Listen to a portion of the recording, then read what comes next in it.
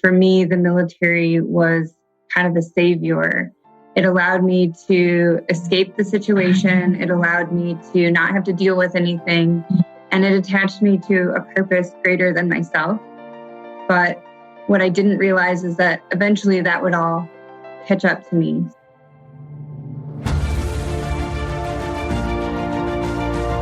Hello and welcome to the Daily Helping with Dr. Richard Schuster. Food for the brain, knowledge from the experts, tools to win at life. I'm your host, Dr. Richard. Whoever you are, wherever you're from, and whatever you do, this is the show that is going to help you become the best version of yourself. Each episode, you will hear from some of the most amazing, talented, and successful people on the planet who followed their passions and strive to help others. Join our movement to get 1 million people each day to commit acts of kindness for others. Together, we're going to make the world a better place. Are you ready? Because it's time for your Daily Helping. Thanks for tuning into this very special episode of the Daily Helping podcast. I'm your host, Dr. Richard, and this is our second annual Veterans Day special, where we feature a really amazing veteran with an incredible story and a nonprofit as well, to where we can help veterans who may be in crisis. So I'd like to welcome to the show Amanda E. Held. Amanda is an equine specialist, facilitator, lifelong equestrian, and veteran with 17 combined years of service in the United States Air Force and the Air National Guard. She is passionate about helping people shift their perception to live a life of radical appreciation, which we're going to talk quite a bit about. Amanda's passion is to travel and teach that process she personally uses to heal those who are suffering from post-traumatic stress disorder. Her work benefits clients on both a personal and professional level and allows them to create a life of passion, purpose, and inspiration for themselves. Amanda, welcome to the show. Thank you, Dr. Richard, for having me. I'm so excited to be here.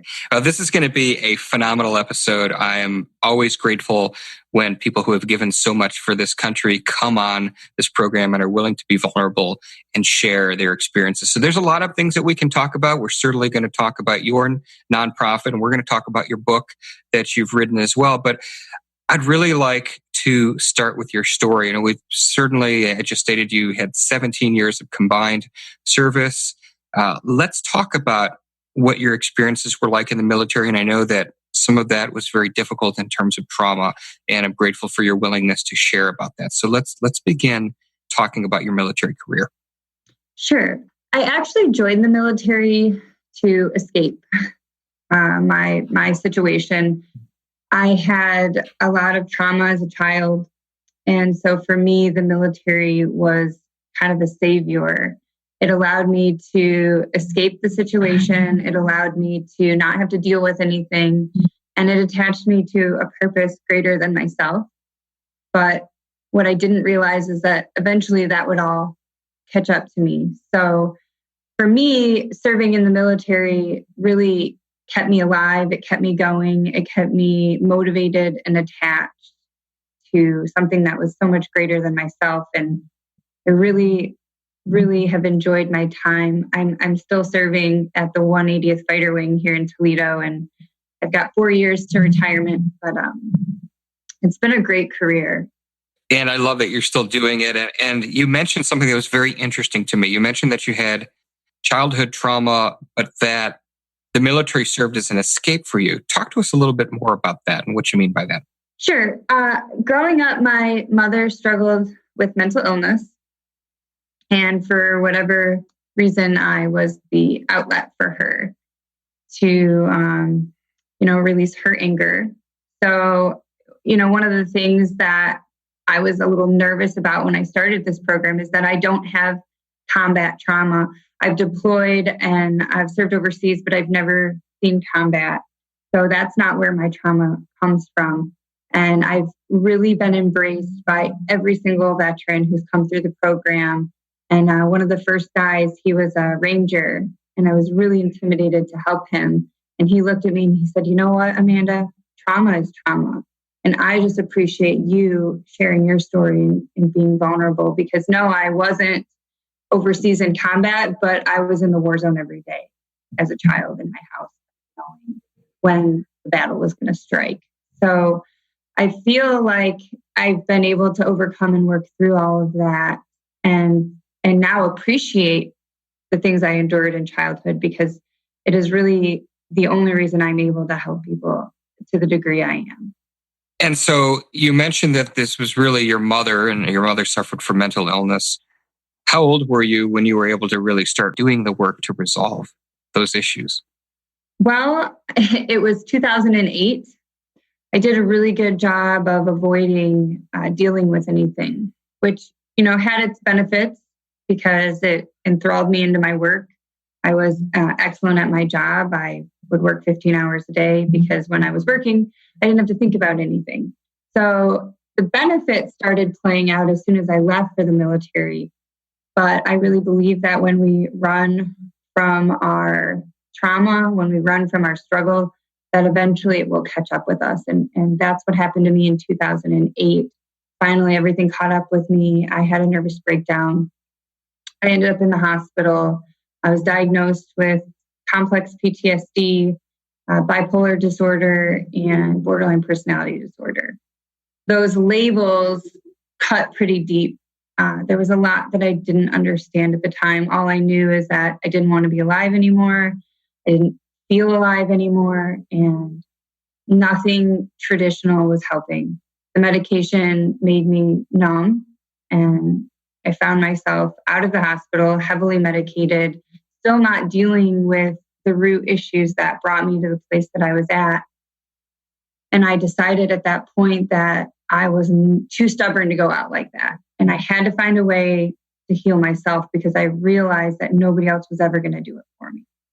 And that's when I started embarking on the journey of personal development and alternative coaching for stress and trauma. So what were the early influences in your development? You said you started with personal development. Who did you read? What strategies did you use? What were the things that started helping turn the tide for you? It started in kind of a random meeting with a guy named Chaz.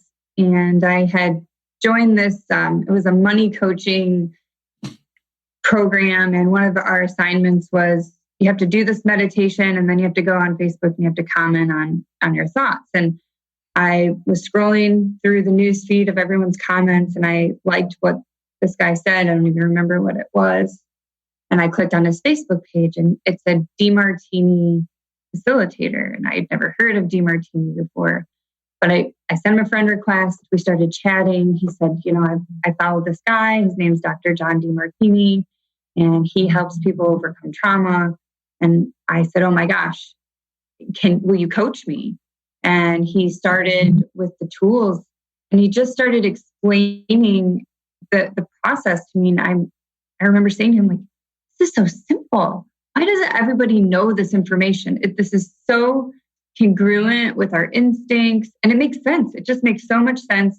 And for the first time, I felt like I had an explanation of why my life ended up the way that it did.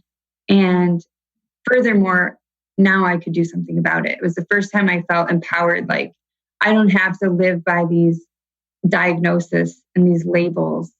And what was really quite interesting is I had that experience. And then I was also referred to a chaplain. Her name was Chaplain Elaine Henderson down in Cincinnati. And I drove 3 hours to meet with her. And I told her my whole life story. And I said, this is everything that's wrong with me. And I'm bipolar, and I've got PTSD. And she just looked at me and she said, I'm not a doctor, not a psychologist, but it sounds like you just have a whole lot of grief that you've never been taught how to deal with. And it was in that moment that I was like, whoa, grief. Yeah. And I just started crying. And it was like this emotional release, because I feel like once we're given these labels, then we live by that. Well, I do this because I'm that, or I'm this way because of this. And that wasn't a good enough explanation for me. So when she told me that I just had grief, my first thought was, maybe I could be a normal person again someday. And so between that divine meeting and working with Chaz, was actually able to remove all of my diagnoses. I have been back and psychologically tested, and I no longer have anything. No PTSD. I am not bipolar.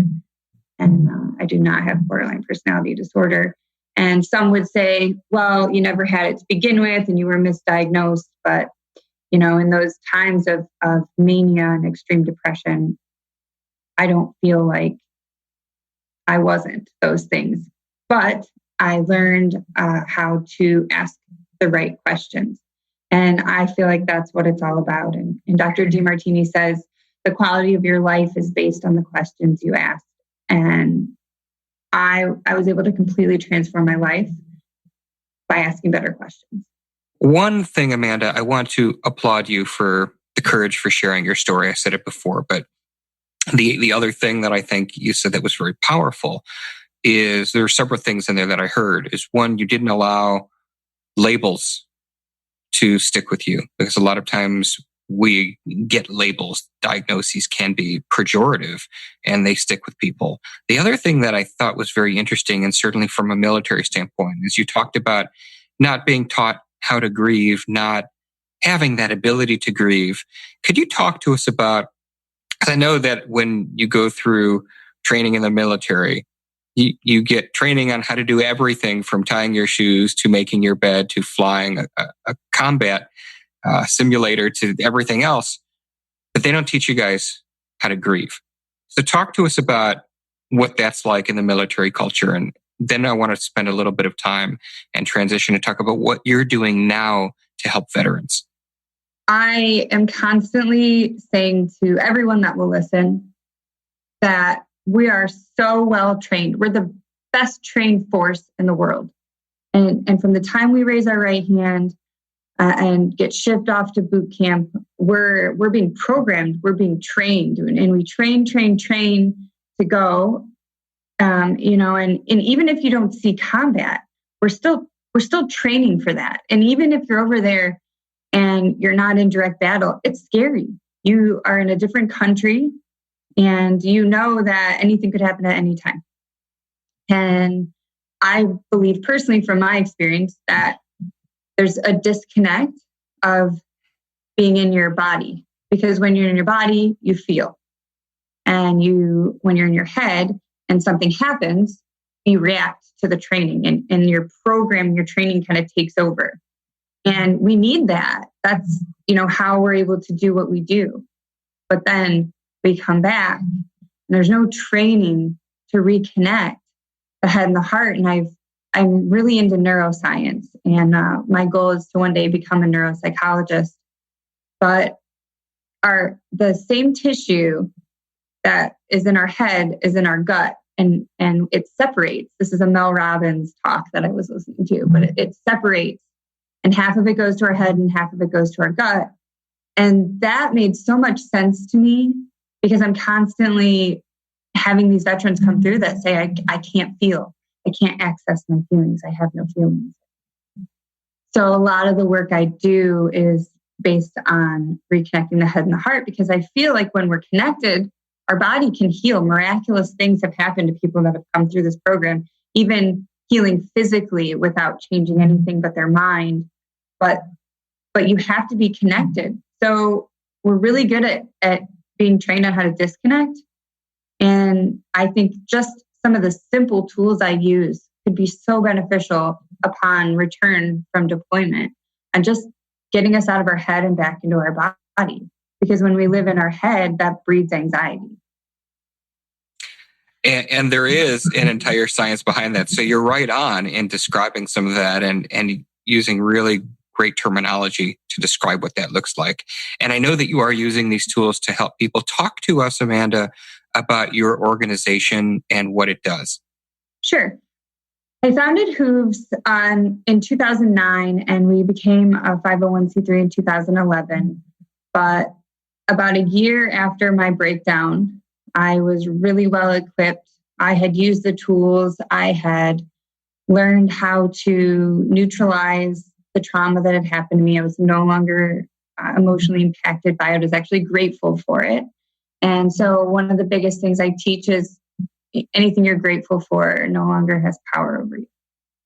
And that might seem like a stretch, but that's where the process comes in. So I took all of these tools And I've been into horses since I was 3. My parents were city people. I started saying horse one day and wouldn't stop. And it just escalated from there. But I know when I was stationed at the Air Force Academy, I got into training wild horses.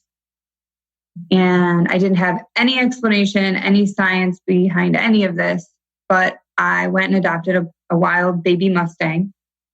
And as I started training this Mustang, I started to feel better. I started to communicate better. And it empowered me to leave my marriage, to come back to Ohio and to start a horse farm business with my dad. And at first, it was self-serving. I wanted to go to the Olympics. I wanted to be back in the show community. And, 6 months after we opened, we had a full barn. Things were booming, and I just didn't feel my heart. And that's when the breakdown happened.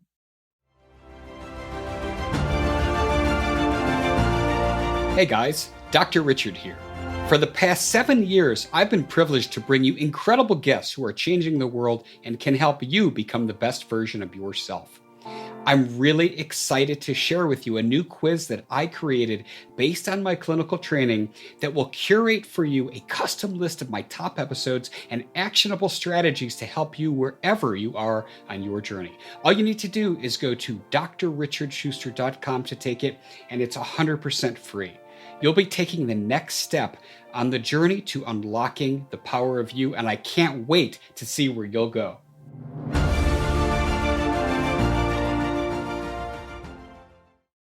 Pairing the work I learned with the horse and the tools that I used for training the horse that eventually impacted my well-being, and then these new coaching tools that I found, I decided to pair those together. And it started with just one veteran, and we kind of tricked him. It was my friend's son, and he didn't want to participate. So we said, well, we just need a model because we're going to do a video. So all you have to do is come out and do the exercises. You don't have to talk, nothing. And so he agreed to that. And, we had been friends, so he didn't feel comfortable. He didn't want to say anything in front of me, which was fine. So he came out 3 different times. He did the 3 exercises, and then he never came back. And I thought, oh, well, maybe this just worked for me. It didn't work for anyone else. And I was going to give up. Well, he caught wind, and he called his mom, and he said, you have to tell her she can never stop. This has saved my life. This is the only thing that ever worked for me. And now he's actually a social worker, and he helps other veterans. So I said, okay, I promise I will never give up. And there's been a lot of days that I want to, not anymore, but there was along the way, many, many days. It went from there, and I used to just meet individually with veterans, and I would only meet with them like 6 times. No one ever saw me more than 6 times. I had a curriculum of 6 different exercises. I would do 1 per week. And then in 2013, 2 days after Christmas, my dad passed away. And, these tools are what got me through it. He was my best friend. He was my business partner. We lived together, and everyone was kind of like step back and they're like, oh my God, Amanda's just going to lose her mind. She's going to go crazy. She's never going to be able to do this. And I got through it with poise and grace. And I found myself taking on that leadership role for my family that my dad had, and really finding a strength that I didn't know was in me. And I feel like that strength has now led me to where I'm at now. So 5 years later, we just purchased a 30-acre retreat center that is everything I've ever dreamed that it would be. And, through that, I had to let go of my old farm, and I had to bounce around to some barns, and I had to struggle. But now I'm here, and I'm kind of at the end of the new beginning. And so now what was born out of the loss of my farm is that I could no longer meet with people individually. I was a single mom at the time. I've been in school for the past 10 years.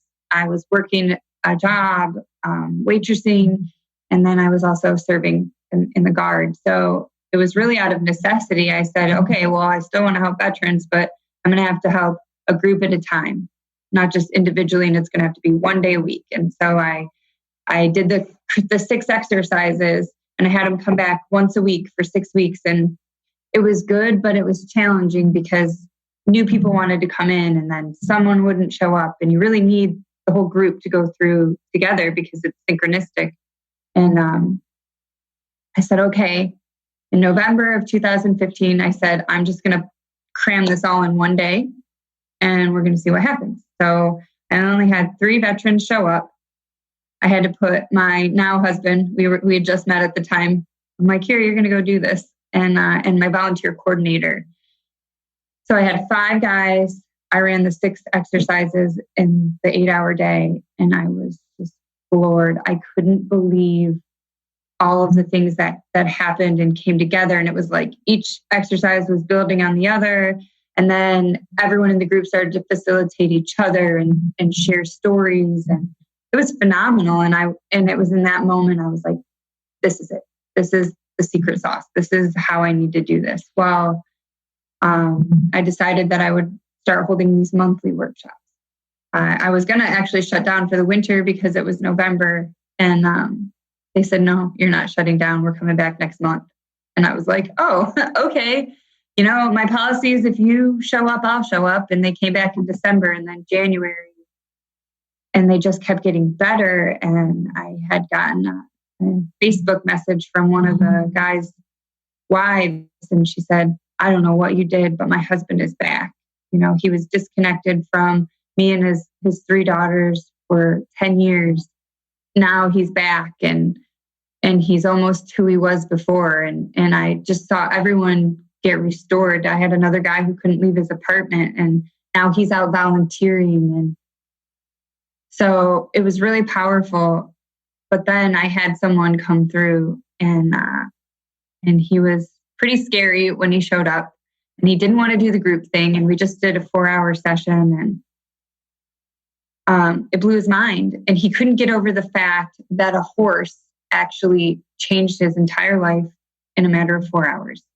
So he called me and he was like, I can't go to work. Like my head is spinning. I need more time to process that. So from that struggle, I realized, you know what, for people who are deeply in this and really struggling, they need to be pulled out of their environment. They need time to process and they need my coaching throughout the next few days. And then they need better follow-up. So of that, we kind of developed the 3 pillars of H.O.O.V.E.S. So the first pillar is you come and you do the 3-day retreat. So you're pulled out of your environment. You get 3 days of, it's kind of like an intensive. The horses show you everywhere you're stuck in your life. And then we work together as a group and I ask some questions that help you put those pieces back together.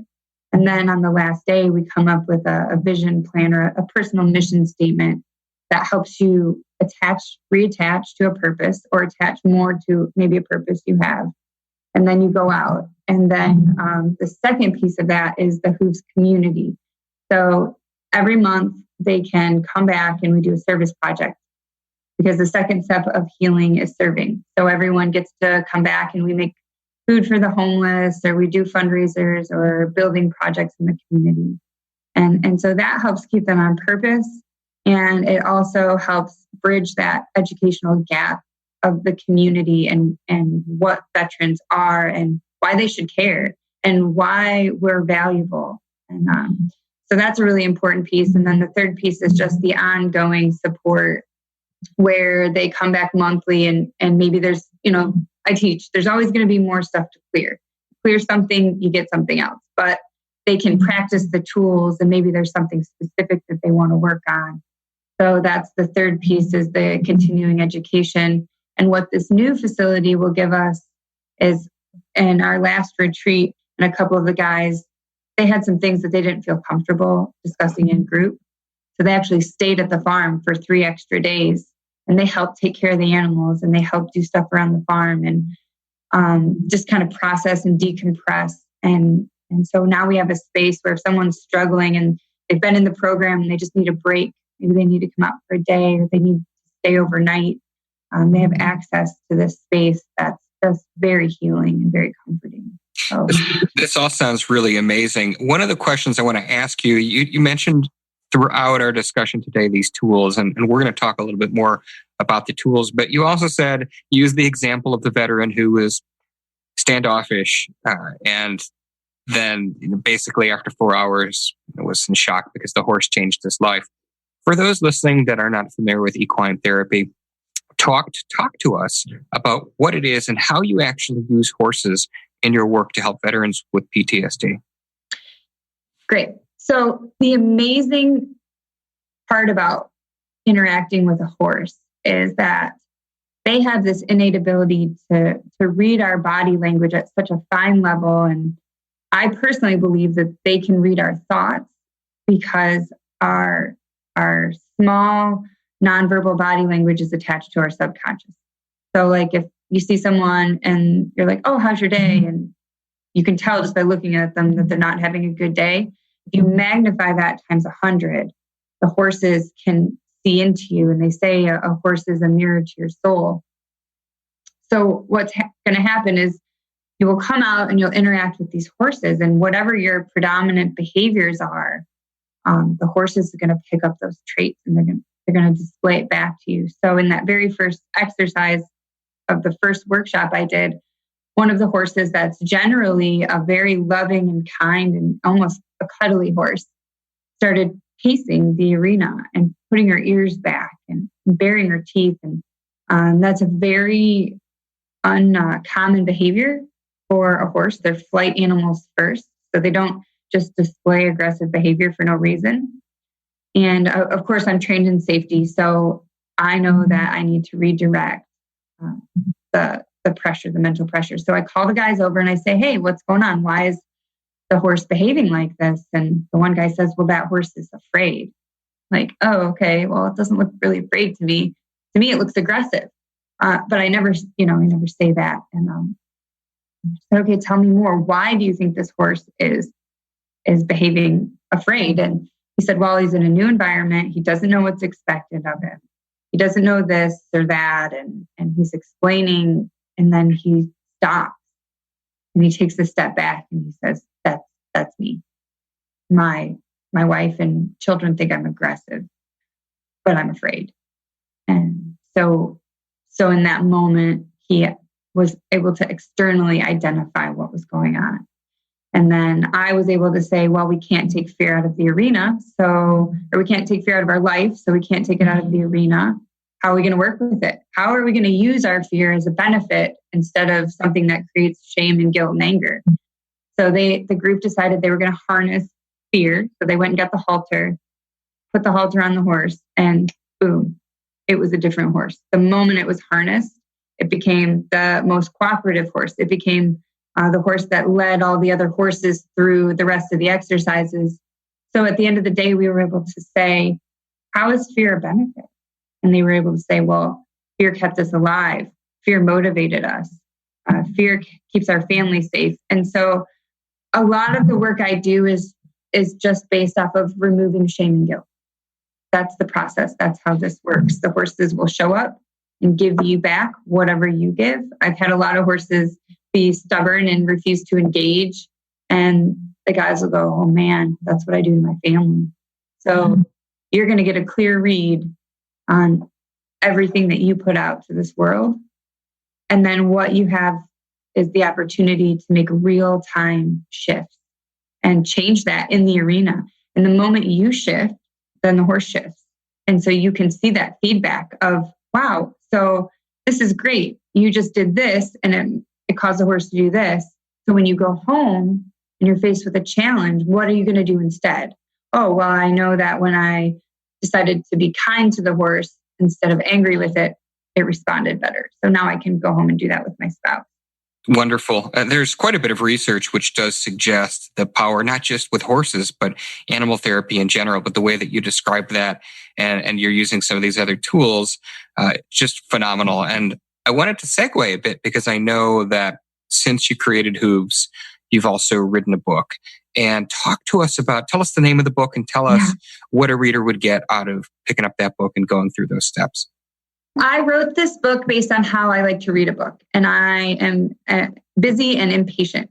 So I don't like to read a lot of words. I don't really care about a lot of backstory. I just want to know what are the key points? How can I apply them to get the benefits? So my book is called The Little Book of Questions for Massive Transformation. And it's only about 160 pages. I give a little backstory, and then it's split into 3 chapters. So the first chapter is if you have an emotional charge on a person. The second chapter is if you have an emotional charge on yourself. And the third chapter is if you have an emotional charge on a situation. And I wrote this book because a lot of people, even though I encourage taking notes, will leave the retreat and then they'll email me or call me, hey, what was that you asked me? Or how do I run through this process again? So now I kind of have it's an interactive workbook. There's lots of space for you to journal, and it will really take you through loosely the process I use to overcome emotional charge. Very good. We're certainly going to have a link to that book and everything that's Amanda held in the show notes and in the Daily Helping app. So thank you for sharing that. We're at time here, Amanda. I wish we had more time to chat today, but I am so grateful for you coming on the show, sharing your story, and for the work that you're doing. Tell us where we can find everything about you and H.O.O.V.E.S on the internet as resources for veterans who might be interested.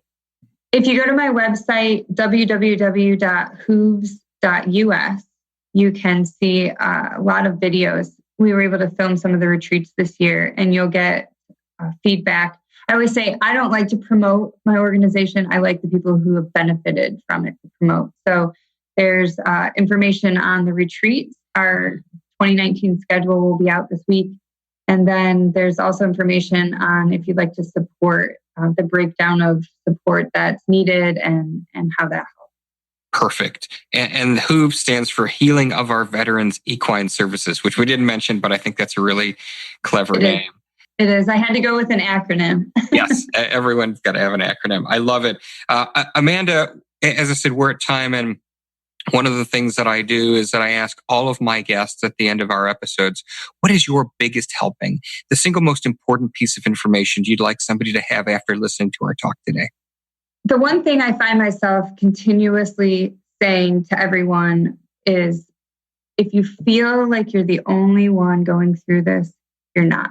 I promise you're not. And the first step to healing is accepting where you're at and understanding that you're not alone and you cannot get through it alone. Nobody can get through this alone. So if you're struggling, just know that when you show up to a group, everyone else is going through the same thing, even though you feel like you're the only one. And I encourage everyone to get a mentor, get a coach, get a therapist, whatever you need. But there's always going to be someone just a little further than you that can help you get there. And don't try to do it by yourself. Perfectly said, Amanda. And I want to add to that, for any veterans listening to this who are in crisis, please call the Veterans Crisis Line at 1-800-273-8255. Amanda, this was a powerful, amazing episode, and I'm so grateful that we had our talk. Thank you so much for coming on the show today. Well, thank you for reaching out and having me on your show. I really appreciate it. And a special thank you to everyone listening to this who has served in the military and given to our country. We're at the end of time. Again, this was a great episode. If you like what you heard today, go subscribe to the show and leave us a 5-star review, because this is what helps other people find the podcast and be able to get some help if they need it. But most importantly, go out there today and do something nice for somebody else, even if you don't know who they are, and post it in your feeds using the hashtag #MyDailyHelping, because the happiest people are those that help others.